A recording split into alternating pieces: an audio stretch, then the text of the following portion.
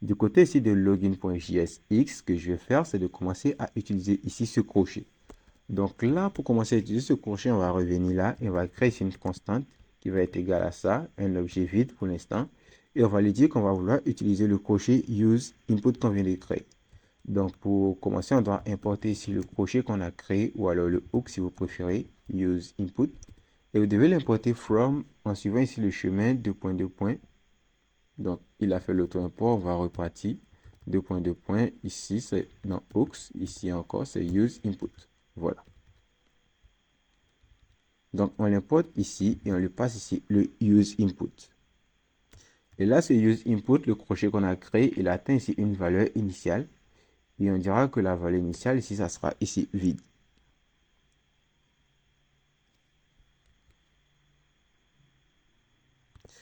Ensuite, on va vouloir lui passer ici une fonction ici qui va permettre de faire ici la validation.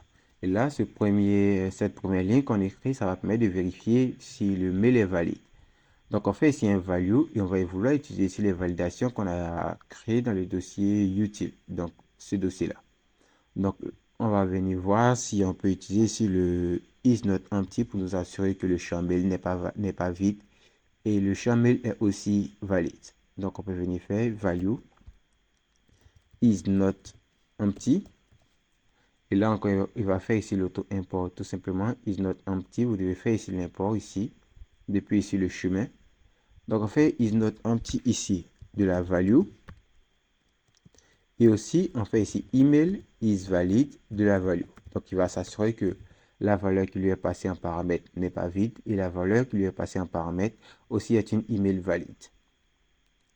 Ensuite, ici, on doit récupérer ici les valeurs. On va lui dire qu'on aura ici les values, puisque au niveau ici du crochet, on a retenu ici value. Donc, on peut récupérer ici la valeur. On peut récupérer value. Et cette fois, la value, lorsqu'on la récupère, on va la renommer cette fois en email value. On peut ensuite récupérer le handle input change. Et là, on peut ici la renommer en handle email change. Donc là, on peut récupérer ces propriétés ainsi. Donc, on a une value qui est email value et une propriété qui permet de détecter ici les changements qui est handle email change. Et ces deux propriétés, je vais les utiliser maintenant au niveau ici de mon formulaire. Alors, on a réussi à mettre en place le crochet spécial et ce qu'on veut faire, c'est de l'utiliser maintenant sur le champ login pour qu'on puisse ici faire ici un griffe, une sorte de validation pour le champ login. Donc là où ici on a appelé la composante input, ce que je vais faire, je vais lui dire qu'on a ici des propriétés qui arrivent. D'abord, la première propriété, c'est la value. On va lui dire qu'on aura ici la value et là, la value, ça sera égal ici à email value, la value qu'on a récupérée ici. Ensuite, on a encore une autre propriété qui est le onChange. Et là, ça va être égal ici à email, handle email change. Voilà, cette propriété-là qu'on a renommée ici. Et si on fait ce qu'on enregistre, qu'on retenu sur notre interface et qu'on rafraîchit et que je relance le serveur, désolé, je l'avais coupé, npm run dev. Voilà, et que je relance le serveur maintenant, vous allez voir que j'ai réussi à taper des données. Mais supposons que la valeur que j'entre actuellement, on remarque qu'elle est totalement ici invalide et on n'a pas ici de feedback. On n'arrive pas à savoir, on n'arrive pas à donner ici l'information à l'utilisateur que la valeur qu'il a saisie ici est invalide. Et pourquoi est-ce qu'on n'arrive pas à lui donner ici cette information? Parce que là, notre crochet qu'on a créé est pour le moment incomplet. Tout ce qu'il fait actuellement, c'est que je retourne ici la valeur que l'utilisateur a entrée et il retourne ici une fonction qui permet de savoir si la valeur entrée est valide ou pas. Et aussi, il retourne ici une propriété as error qui permet de savoir s'il y a des erreurs ou pas. Ce qui nous emmène encore aussi à un autre point, c'est qu'on peut maintenant utiliser ici le as error, puisque là, on l'a récupéré ici. Et on peut aussi l'utiliser pour passer une propriété dynamique à cette composante input.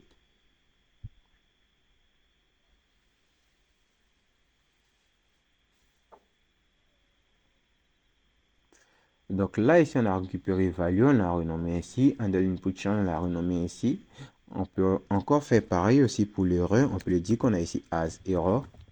Et ici, on peut lui dire qu'on va la renommer en email as error, qui permettra de savoir si le mail a une erreur ou pas. Ensuite, ici, on peut récupérer la propriété email as error. Et au niveau ici de l'input, on va lui dire qu'on va lui passer ici une nouvelle propriété dynamique qui va s'appeler ici error. Et là, ce error va être égal ici à email as error. Et encore, on va aller au niveau de la composante input qu'on a créée pour lui dire qu'on veut récupérer la propriété error qu'on lui a passée sous forme de paramètre. Donc, c'est dans component UI input.jsx.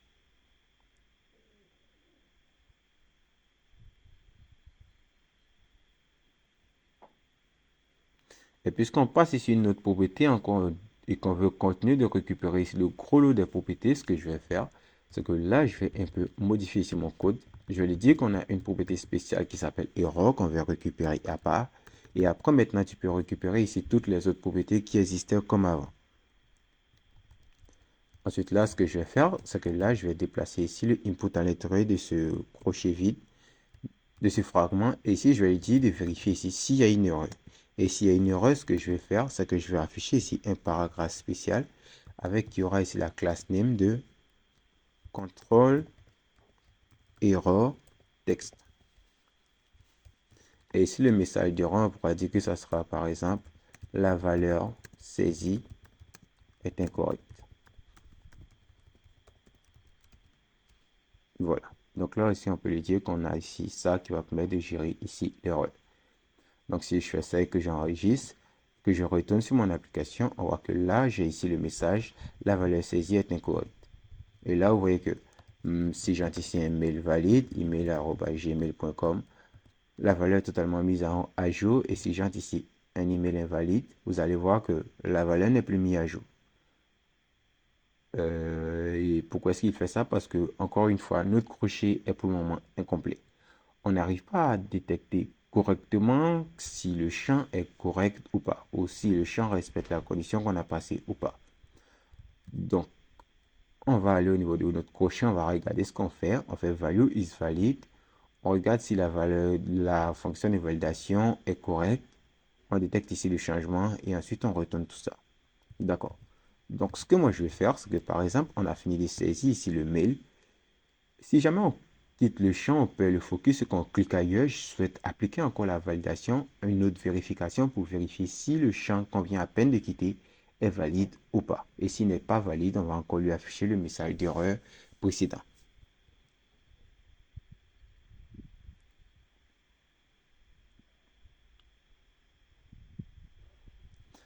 Alors, on va aller au niveau de notre crochet, on va lui dire qu'on va vouloir détecter si jamais l'utilisateur est ici et qu'il a quitté la zone. Si jamais il est en train de saisir et il a perdu le focus de cet input.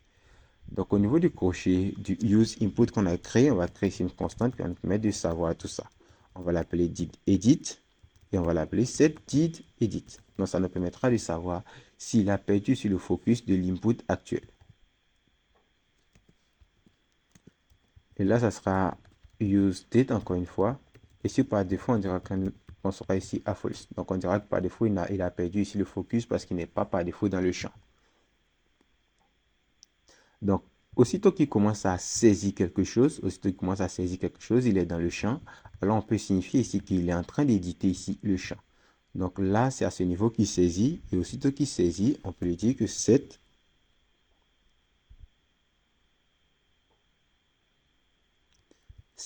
edit plutôt. Donc, si je mets ici la fonction au niveau ici de la saisie, est-ce que ça ne va pas causer problème? Je vais faire la vérification lorsqu'il est là et qu'il perd ici le focus. Donc, je vais faire la vérification lorsqu'il perd le focus. Donc, puisque je vais faire la vérification lorsqu'il perd le focus, je dois créer une nouvelle fonction qui va être appelée lorsqu'on perd ici le focus. Et cette fonction, je vais l'appeler handle input blue. Voilà. Donc, cette fonction sera appelée lorsqu'il perd le focus. Et lorsqu'il perd le focus, je vais lui dire que l'utilisateur était en train d'éditer le champ précédent. Voilà. Je vais le mettre ici à true. Lorsqu'il est en train de taper, je vais lui dire que ça sera ici à false. C'est-à-dire que là, il n'a pas encore perdu le focus. Et là, il a perdu ici le focus. Voilà. Donc, je pense que ça va résoudre ici mon problème. Et lorsque je vais détecter ici mes erreurs maintenant, je peux lui dire que je vais d'abord vérifier si il a perdu le focus et aussi la valeur est invalide. Ensuite, je vais passer ici la fonction qui permet de savoir si on a perdu le focus. Et je vais aussi la retourner ici avec la même propriété comme j'ai fait pour handle input change. Et puisque ça, c'est la même chose que je récupère, je retourne. Je peux aussi la mettre ici sous forme de virgule. Voilà. Donc là, cette propriété elle permet de savoir si on a perdu sur le focus. Et si on a perdu sur le focus, on dit à l'utilisateur que le set dit edit, c'est-à-dire il était en train d'éditer, est à vrai. Et on peut vérifier maintenant en fonction de ce champ-là pour savoir, après avoir perdu le focus, si le champ précédent était valide ou pas. Donc encore une fois, on va retourner au niveau de login.jsx et on va vouloir récupérer ça à nouveau. Donc là, on doit récupérer maintenant le handle input blue. Le handle input blue, on va l'appeler cette fois handle email blue. Et au niveau ici de la composante input, on doit ici lui passer ici une autre propriété qui va permettre de vérifier ici le focus. Et là, c'est une propriété typique de React telle que le onChange, c'est le onBlue. Et là, c'est le handle email blue. Et si on fait ça, qu'on enregistre et qu'on retourne au niveau de notre application qu'on rafraîchit, par exemple, je tape ici un mail invalide et dès que je quitte le champ, ici la valeur saisie est incorrecte. Cette fois-ci, je fais ici un mail valide et que je quitte le champ, il reconnaît que le mail est valide. Et si je mets ici une valeur incorrecte, dès que je quitte le champ, il devait me dire ici que le mail est invalide. Alors, pourquoi est-ce qu'il ne me dit pas que le mail est invalide? Voyons voir, je saisis ça, je quitte le champ. Je mets ici @gmail.com, je quitte le champ et il ne me dit pas que le mail est invalide. Et là, je pense qu'il y a ici un petit problème et cette fois, c'est pas au niveau ici de notre crochet. Notre crochet fonctionne correctement. Le problème est au niveau ici du validateur, de la requête que j'utilise ici pour vérifier si le mail est valide ou pas. Donc, cette requête là, je vais devoir la voir. Parce que là, si j'ai ici un mail valide, par exemple dd@gmail.com et que je perds le focus, je n'ai pas ici le feedback qui me dit que le mail est invalide, par exemple. Mais si je mets ici dd.gmail.com et que je perds le feedback, il me dit correctement que la valeur saisie est incorrecte. Mais par exemple ici, le regex que j'ai mis ne détecte pas lorsqu'on n'a pas mis ici, lorsqu'on a mis à la fin .com ddd. Alors là, il reprend. C'est vraiment bizarre, c'est vraiment bizarre. Je reteste ça encore une fois. Je mets ici un arrobas valide et que je perds le focus. Je mets ddd et je perds le focus.